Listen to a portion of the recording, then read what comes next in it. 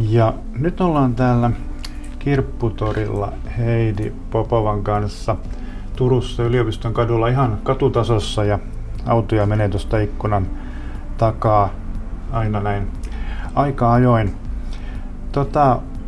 Heidi, jutellaan vähän siitä, että kuka sä oot, miten sä ehkä liityt Turun helluntajuusseurakuntaan ja Uusipesulaan ja mikä se Uusipesula on, kaikki ei varmaan tiedä sitäkään. Ja sitten, mikä tämä kirppis-juttu on ja miten tämä liittyy mihinkään. Mutta Heidi, kuka sä oot? No joo, mä oon Heidi Popova, tämmönen keski-ikäinen, kauheeta. Täytän 50 tänä vuonna. Näin se aika menee. Seurakunta-aktiivi, mutta ihan sitten maallisissa töissä oon valtion virkamiehenä, että se on se leipätyö ja sitten tämä muu, niin kuin tämä kirppis esimerkiksi, on tämmöinen kiva harrastus. Aivan. No mä tunnen sut tuolta Puistokadulta ja ainakin silloin musiikki oli isossa osassa sun elämää.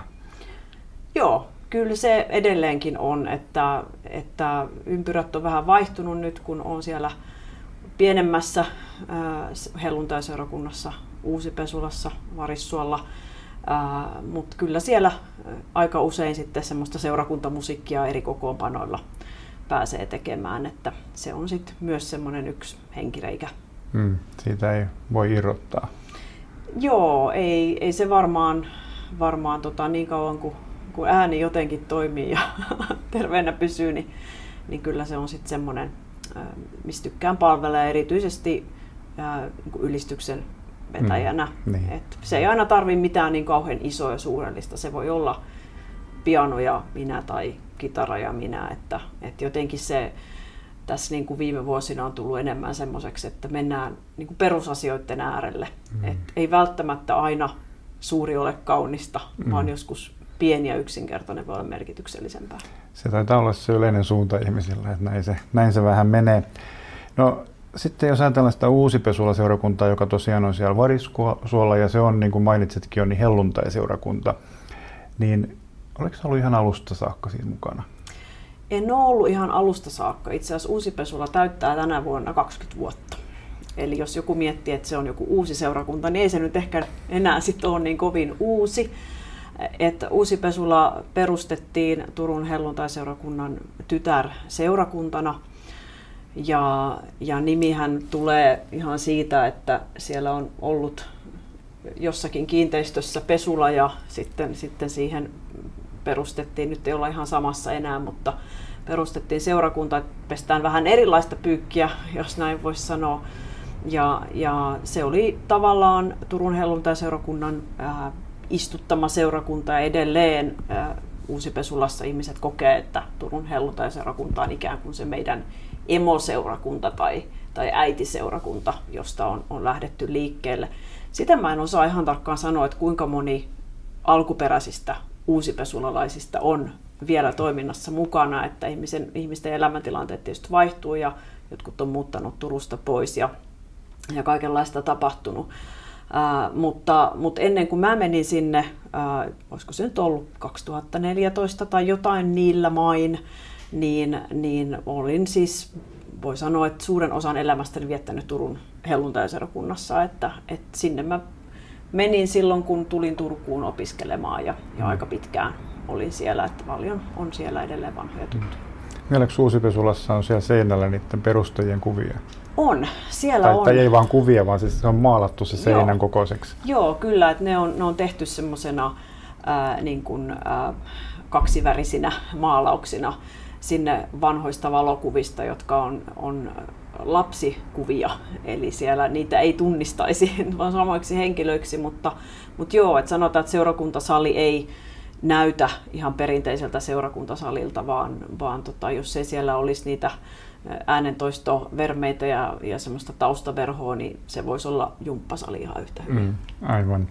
Mikä profiloi Uuspesula niin kuin toimintana? Mitä Uuspesula tekee? Se on kuitenkin suhteellisen pieni. Se on hyvin erikoisella alueella. Varissua kuitenkin siellä on tyypillisesti paljon ulkomaalaisia.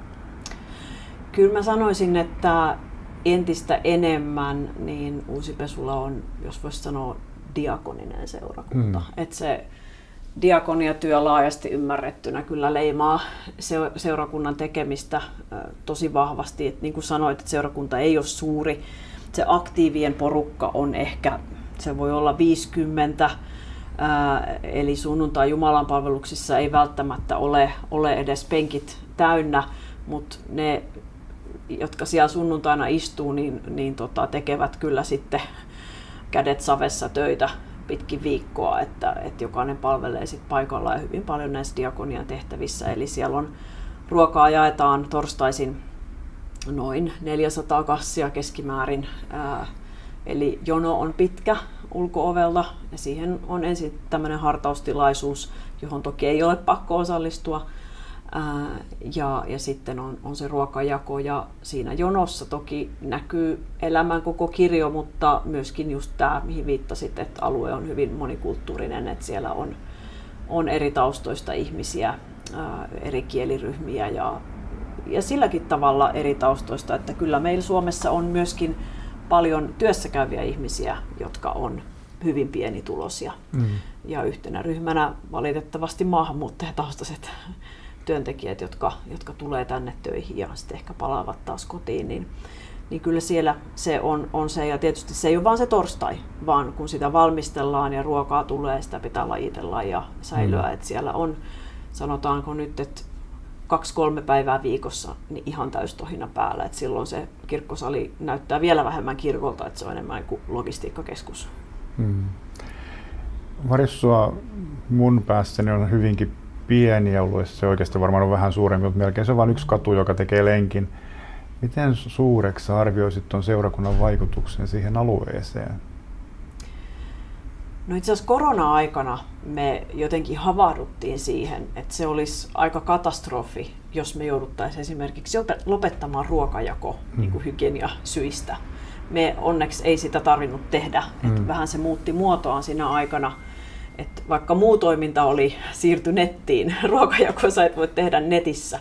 Et kyllähän se on monelle toki sellainen niin kuin nimenomaan tämän niin kuin sosiaalisen avun lähde, ja ihmiset tulee osa kyllä kauempaakin sitten ruokaa hakemaan. Ja vaikea tietysti sanoa, meillä on onneksi Varissuolla muitakin seurakuntia, että siellä on hyvin aktiivinen luterilainen seurakunta, eli Katarinan seurakunnan yksi toimipiste on siellä ja heidän kanssa tehdään yhteistyötä. Että me koetaan, että me kannetaan sitä hengellistä vastuuta siellä yhdessä.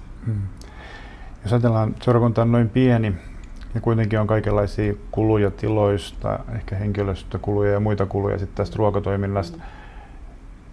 Varmaan uhripussin tulovirran täytyy olla suhteellisen pieni tuolla määrällä, eli sitten sitä rahaa tulee jostain muualta.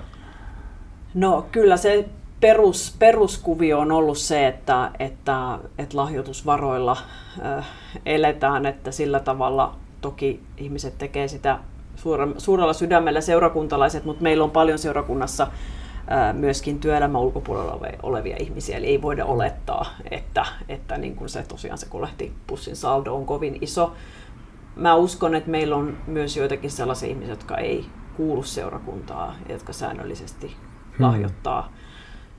En voi tätä nyt sanoa varmuutena, mutta tämmöinen tuntuma mulla on. Kertaluonteisesti saattaa tulla. Nyt meillä on ollut myöskin sellainen hyvä tilanne viimeiset pari vuotta, että me päästiin tuohon sosiaali- ja terveysministeriön, tai onko se nykyään sitten THL:n, pyörittämään avustus tai niin kuin rahoitukseen, eli sen ruokajaon takia me saadaan niihin kuluihin jonkun verran ikään kuin valtion rahoitusta. Et se hiukan auttaa, koska onhan siitä, niin kuin sanoit, on kuluja, pitää olla pakettiautoja, meillä täytyy olla paljon enemmän neliöitä kiinteistössä kuin mitä ehkä meidän jumalanpalveluselämä vaatisi. Jo pakastimien sähkölaskut voit kuvitella, kun ne hurisee siellä ja ruokaa säilötään. Ja toki sitten on osa-aikaisia työntekijöitäkin, vaikka suurimmaksi osaksi tämä ruokajakokin tapahtuu vapaaehtoisvoimin, että sehän on, ilman sitä me ei pystyttäisi sitä tekemään. Ja mielenkiintoista on se, että hyvin moni meidän vapaaehtoinen on myös maahanmuuttajataustainen.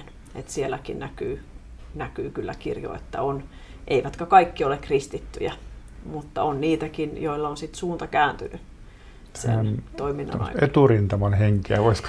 Joo, ja se on sellaista, niin kuin, että sitä vaan eletään sitä arkista elämää ja sitten niin kuin koetaan sitä, että kun ihmiset kertoo elämästä, että rukoillaan yhdessä ja tuodaan asioita Jumalaan ja nähdään, että Jumala toimii, niin se on se, mikä vetää ihmisiä puoleensa. No, me ollaan tässä kirpparilla. Tämä varmaan liittyy tähän rahan hankkimiskuvioon jollain Kyllä tavoin. Se jollain tavalla liittyy. Kerro ekaksi, mikä paikka tämä on? No tämä, missä me ollaan nyt, on Yliopiston katu 9B, Kirppis Lähimmäinen. Jos joku muistaa sellaisen kirpputorin tuossa pääkirjastoa vastapäätä vanhassa puutalossa, joka meni käyttökieltoon, niin me ollaan ikään kuin se on meidän niin kuin taustalla tai historia tässä. Eli silloinhan siinä viimemmäksi oli CAN ry, eli kristillinen alkoholisti- ja narkomaanityö, joka pyöritti sitä. He muutti tähän Yliopiston kadulle, koska se kiinteistö meni käyttökieltoon. Ja sitten CAN otti meihin yhteyttä vuosi sitten ja sanoi, että mitenkäs olisi, että me varmaan lopetetaan tuo kirpputoritoiminta, että kiinnostaisiko teitä jatkaa. Ja meillä oli yhteistyö heidän kanssa, koska tämähän ei ole meidän ainoa eikä ensimmäinen kirpputori. Vaan Kerro taustaa. Joo, meillä on Varissuolla toinen kirpputori Vakke, joka on siinä ihan seurakunnan vieressä. Ja se on nyt 5 vuotta pyörinyt siinä. Ja ajatuksena niin palvella nimenomaan sen lähiön asukkaita, että asiakaskunta koostuu aika paljon ihan sitten niistä paikallisista. Ja sen takia sitten, kun meillä on ollut se, niin me ollaan myöskin tarvittu varastotilaa, johon me kerätään ylijäämätavaraa. Ja sitten useampi kirpputori tässä Turun seudulla niin ottaa meihin aina välillä yhteyttä, että voitteko tulla hakemaan meidän ylijäämätavaraa, koska meillä ei ole varastoa. Joten meillä on sitten tämmöinen logistiikkakeskus siinä, että me kerätään tavarat ja lähetetään ne sitten Bulgariaan aika ajoin rekka-autolla ja ne menee siellä taas sitten hyvän tekeväisyyteen. Eli tässä kohtaa tekisi mieli keskeyttää ja kysyä, että mikäs tämä yhteys tänne Bulgariaan on? Sulla on henkilökohtaisia siteitä sinne. On joo, ehkä nimestä kuuluu tosiaan sukunimi Popova on mun tapauksessa bulgarialainen nimi, eli mun mies on Bulgariasta kotoisin ja sitä kautta meillä on yhteys sinne sellaiseen järjestöön kuin Bulgarian Aid Mission ja kristillinen järjestö, jolla on seurakuntataustaa ja heillä on myös kirpputoritoimintaa siellä ja sitten he keräävät varoja erityisesti romanityöhön ja sitten jakavat myös siellä avustuksena tavaraa. Eli me oltiin sitten, tämä CAN ryn kirpputori oli yksi paikka, mistä me haettiin välillä sitä heidän ylijäämää. Eli meillä oli sitten 2 vaihtoehtoa vuosi sitten, että haetaanko me vain heidän ylijäämä pois ja autetaan tyhjentämään kirpputori Lähimmäinen, eli samalla nimellähän oli kirpputori silloinkin, vai sitten lähdetäänkö siihen. Ja todettiin, että ehkä me uskalletaan tämmöinen liike tehdä, vaikka toki se Varissuon kirpputori on sellainen, että se on jo ollut ihan plussan puolella, että siitä on saatu jo sitä tuloa seurakunnan kassaan, mutta tiedettiin, että toki on aina riski aloittaa uudessa paikassa ja sillä tavalla ei tämä ensimmäinen vuosi mikään helppo ole ollut, mutta me koettiin siinä tosi vahvaa Jumalan johdatusta niin kuin monessa asiassa, vaikka meidän piti reagoida siihen tilanteeseen nopeasti. Ja yksi meidän vanhimmistoveli sanoi, kun me tästä keskusteltiin, että tuntuu kyllä aika riskiltä. Sitten hän pysähtyi hetkeksi ja sanoi, että muistatko, että silloin kun aloitettiin Varissuora kirpputori, niin siitäkin oltiin vähän epäileväisiä ja sitten silloin mulle tuli semmoinen olo, minkä mä sanoin ääneenkin, että entä jos meillä on joskus keskustassa toinen kirpputori? Ja mä sanoin hänelle, että mä en muistanut, mutta nyt kun sanot, niin mä muistan, että sä näin totesit. Eli me oltiin jo unohdettu se, mutta joku ajatus Jumalalla tässä on taustalla. Saa nähdä, että mitä kaikkea tämä sitten poikii. Että kyllähän tässä on myös ajatus se, että me voitaisiin olla myös paikka, johon me voidaan ottaa vapaaehtoisia ja harjoittelijoita. Ja meillä on ollut suomen kielen opiskelijoita täällä ja kaikenlaisia ihmisiä auttamassa, että voidaan silläkin tavalla palvella. Niin, tämä on kirpparille mielenkiintoinen paikka. Tästä on mitä kortteli kauppatorille. Ehkä 2, joo. Viereisissä kaupoissa lukee ikkunassa Gucci tai jotain muuta ja hiukan erityyppistä niin kuin valikoimaa. Ja voisi ajatella, että täällä on niin kuin tilat kalliita, tämä on iäkkäämpi talo, tämä ehkä ei ole. Niin me ollaan ehkä sitten kuitenkin se kivenheiton päässä torista, että varmasti se 2 korttelia torille niin vähän alentaa sitten kuitenkin vuokrakustannuksia ja meillä on myös tosi kiva vuokraemäntä tässä, joka on ikään kuin innostunut myös asiasta ja haluaa tukea tätä toimintaa, että sillä lailla ollaan kiitollisia. Mutta joo, valikoima on vähän erilainen ja ehkä myös vähän erilainen kuin monella kirpputorilla keskustassa. Että meillä on toki keskustassa on kova kilpailu. Täällä on näitä nimekkäitä kirpputoriketjuja ja muuta. Mutta monella kirpputorilla täällä on sellainen tilanne, että ne myy lähinnä vaatteita. Tai sitten ne on näitä hyllykirppiksiä, jossa sitten ihmiset, niin kuin esimerkiksi tuossa Puutorilla on kirpputori, jossa myydään kaikenlaista, mutta ne on sitten niin kuin näitä ihmisten vuokraamia hyllypaikkoja. Et meillä on myös kaikenlaista, mutta yritetään pitää se sellaisena ikään kuin kuratoituna, että tavara olisi oikeasti kiinnostavaa ja helposti löydettävää. Ja sitten kuitenkin meillä on myös mun mielestä tosi edulliset hinnat, että täällä voi löytää 50 sentillä eurolla ihan kivoja aarteita, että sillä lailla koen, että meillä on vähän erilainen profiili. Ja sitten meillä on myöskin lastenvaatteita, mitä ei kaikissa keskustan kirpputoreilla ole. Mutta se, mitä meillä on hyllyssä, kaikki on lahjoitettua, eli sen varassahan me ollaan, että se on aina vähän ylläri, että mitä tulee. Mutta sillä mä sanoin, että tämä on hauska harrastus, tai niin kuin mun mies sanoi, että tämä on hauskaa, kun koskaan ei tiedä, mitä sieltä lahjoituskassista löytyy. On vähän niin kuin aina olisi joulu. Kyllähän tässä, kun katsoo tätä layouttia, niin mun silmiin tämä ei näytä tyypilliseltä kirpputorilta, näyttää enemmän keskustan tämmöiseltä tyylikaupalta. Tämä kaikki on niin kuin jotenkin osattu laittaa esille ja asiallisesti ja on niin kuin ryhmitelty. Että mielenkiintoista profiloida se näin. Ja propsit tuosta ikkunasta, ei mulle, vaan meillä on pari vapaaehtoista ihanaa naista, jotka käy välillä laittamassa ikkunaa ja se on muodostunut vähän sellaiseksi nähtävyydeksi, että sitten kun me tyhjennetään sieltä vanhaa tavaraa pois, niin ihmiset tulee jo kuikuilemaan, että mitähän ne sinne nyt laittaa. Joo, vaatteitahan tässä on paljon yläkertaa, jos ei huomaa, että tuolta takanurkasta pääsee alakertaan, niin jos tästä vaan kiertää, niin voi katsoa, että okei, tässä on vaan vaatteita. Mutta alakerrassa oli sitten muutakin. Joo, siellä on toki miesten vaatteet on alhaalla, mutta siellä on sitten kodin tavaraa, siellä on vähän elektroniikkaakin, löytyy, voi sanoa, pieni kirjakauppaseinä, että siellä on kirjoja. Kirjoja on vähemmän kuin monessa kirpparissa. Joo, ehkä sen takia, että me yritetään säästää tilaa vähän muullekin. Meillä on varastossa valtavasti kirjoja, mutta täytyy vähän sitä kontrolloida. Mutta sitten meillä siellä on lautapelejä, on lehtiä. Nyt tuli just iso nippu pianonuotteja, eli mitä milloinkin löytyy. Sitten meillä on LP-levyjä, kuitenkin ihan hyvä valikoima, että niitä ei ihan joka paikasta löydy, että niitä tullaan kyllä myös hakemaan täältä. Täällä on vapaaehtoisia kaksiko on. No meillä on siis yksi palkattu, tai sanotaan, että meillä on 2 osa-aikaista palkattua henkilöä, jotka pystyy tekemään ne kaupan aukiolotyötunnit, mutta sehän ei riitä, että joku on kassalla, vaan me tarvitaan sit niitä henkilöitä, jotka lajittelee lahjoituksia, hinnoittelee niitä, laittaa esille, siivoaa, että ne on sitten tällaisia. No esimerkiksi huomenna tulee yksi opiskelija, joka löysi meidät tuolta vapaaehtoistyö.fi-sivulta ja sanoi, että hän voisi tulla välillä auttelemaan. Ja sitten erilaisissa elämäntilanteissa olevia ihmisiä. Tämmöinen vapaaehtoistyöhän sopii ihan kaikille, että oli sitten eläkeläinen tai nuorempi. Että kaikilla on ne omat kyvyt. Että esimerkiksi mä oon tässä nyt joutunut opettelemaan somen käyttöä, että miten Instagramiin tehdään mielenkiintoisia postauksia, että siinäkin onneksi me ollaan saatu apuja sellaisilta, jotka osaa sen homman paremmin kuin me.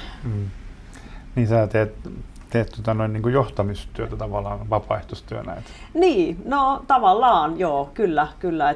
Että mä oon usein se kontaktihenkilö, joka sitten näitä asioita hoitelee. Mutta vapaaehtoisia saisi olla enemmän, että se on meillä ollut se yksi. Mutta todellakin meillä on sitten ollut esimerkiksi suomen kielen opiskelija sieltä Turun helluntaiseurakunnasta, niin meillä on ollut semmoinen ajatus, että ei sitä tarvitse kovin paljon sitä kieltä osata, että kyllä me opetetaan ne perussanasto, että heti vaan pääsee kassalle töihin. Että ei tarvitse niin kuin olla tuolla jossakin kellarissa varastossa, vaan pääsee olemaan tekemisissä. Mielekkäämpää työtä. Niin.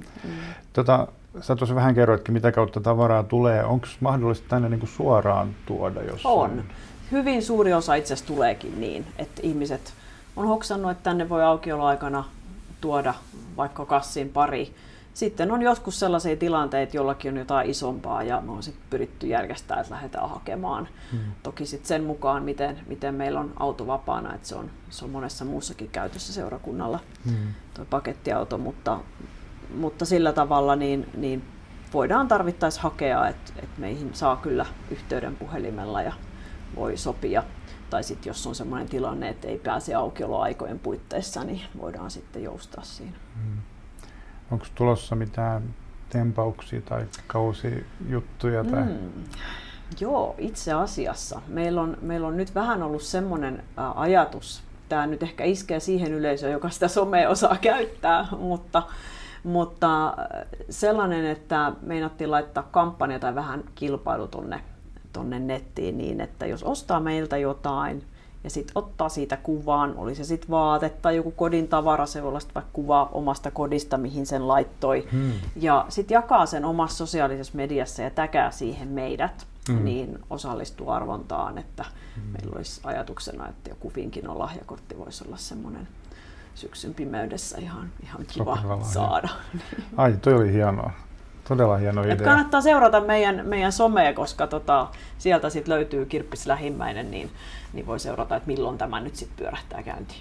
Voidaan tässä lopetella, mutta onko Heidi jotain, mitä mä nyt en ole huomannut kysyä, että mitä sä haluaisit vielä kertoa tästä Kirppiksestä tai Uuspesulasta?